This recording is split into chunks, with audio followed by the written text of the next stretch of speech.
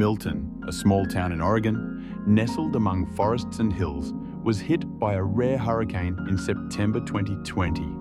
The storm tore through, leveling homes, including that of the Brown family, leaving them homeless and David with a back injury.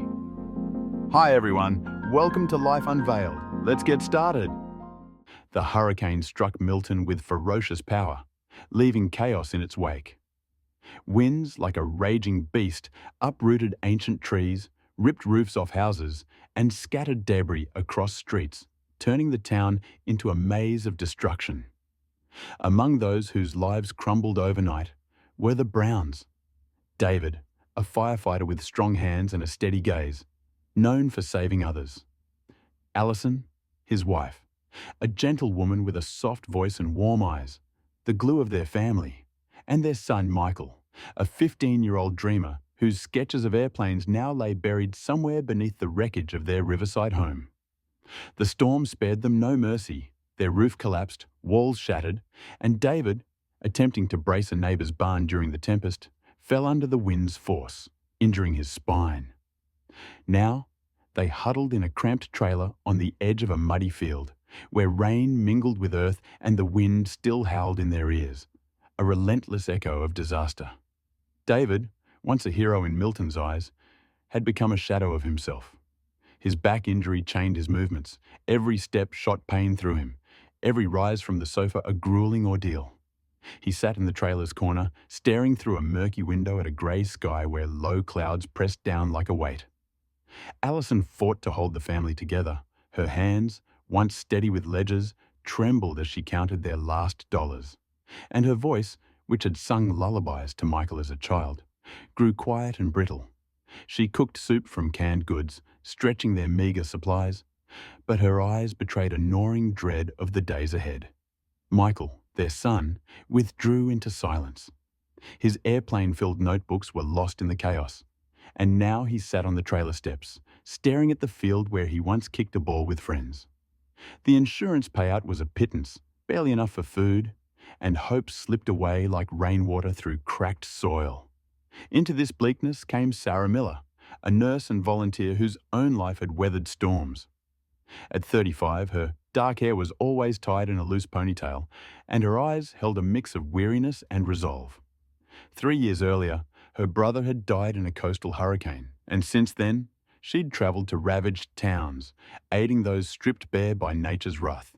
Hearing of the Browns from fellow volunteers, David, the firefighter who saved lives but now couldn't rise, Sarah felt a pull to step in. Her first visit was humble yet heartfelt. She arrived at the trailer on a cold day, the wind chasing dry grass across the field. In her hands were a bag of groceries, canned goods, bread, a jar of peanut butter, and an old wool blanket scented with lavender. Allison opened the door, clutching a mug of cold coffee, her face gaunt from sleepless nights. "Who are you?" she asked, squinting against the gusts. "I'm Sarah Miller, a volunteer. I want to help. I heard you lost your home," Sarah replied, setting the bag by the doorstep. Allison hesitated, a lump rising in her throat, wanting to protest but unable. "Thank you," she managed, taking the items. Sarah nodded and left, adding, "I'll be back." The next day, she brought David a cane, a simple, worn-handled piece of wood scavenged from church donations. He sat on the sagging sofa, eyes fixed on the floor where dim lamplight traced patterns. Sarah stepped inside, offering the cane. "Try it. It'll help you move," she said, her tone quiet but firm. He looked up, meeting someone's gaze for the first time in weeks. His fingers closed around the wood slowly, tracing it with his thumb as if testing its reality. "Why care about our troubles? We're strangers to you," he muttered, his voice hoarse from disuse. "I know what it's like to lose everything. I've been there," Sarah answered, looking at him not with pity, but with understanding. She wove herself into their days. She brought canned food, a couple of warm sweaters, and helped Allison sort through boxes of donated clothes, pairing socks, folding jackets for neighbours. With Michael, she sat on the trailer steps, listening to his sparse words about missing friends who'd left after the storm.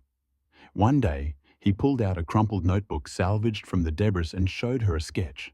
Bent trees, twisted by wind, smeared with dark patches of mud.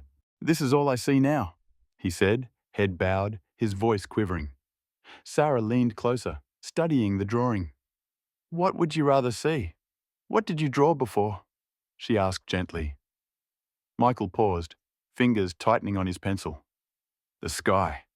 Clear, no clouds, so I could fly, like I dreamed," he whispered, a flicker of longing in his eyes. She smiled, resting a hand on his shoulder. "You will. I'll make sure you can," she said with a certainty he lacked. Sarah started saving $5, $10, $15 from each paycheck, skipping small comforts like gas station coffee. She tracked down Roy, a local pilot whose aging Cessna sat in a hangar on Milton's outskirts. Roy, a grey-haired man with weathered hands and kind eyes, agreed to take Michael up for a modest fee.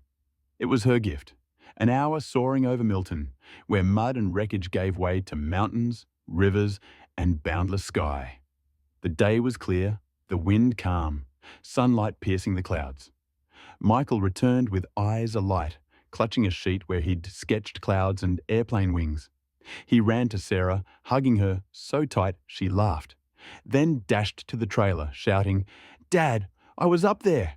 I flew, like you used to tell me about your calls." David watched through the cloudy window, gripping his cane. His back ached, but Michael's vivid smile stirred something deep within him. That evening, he called Sarah over as she dropped off another bag, potatoes, carrots, a can of tomato sauce. They sat at the wobbly table, a lone lamp casting warm light across their faces. "Why spend your time on us? We're nothing to you," he said, eyeing her hands, scratched from work. Sarah leaned back, gazing out at the sunset painting the sky gold and pink. "My brother died in a storm 3 years ago on the coast. I was left alone, and no one came to me then. No one said I'd make it, that life goes on. I decided I wouldn't let others drown in solitude.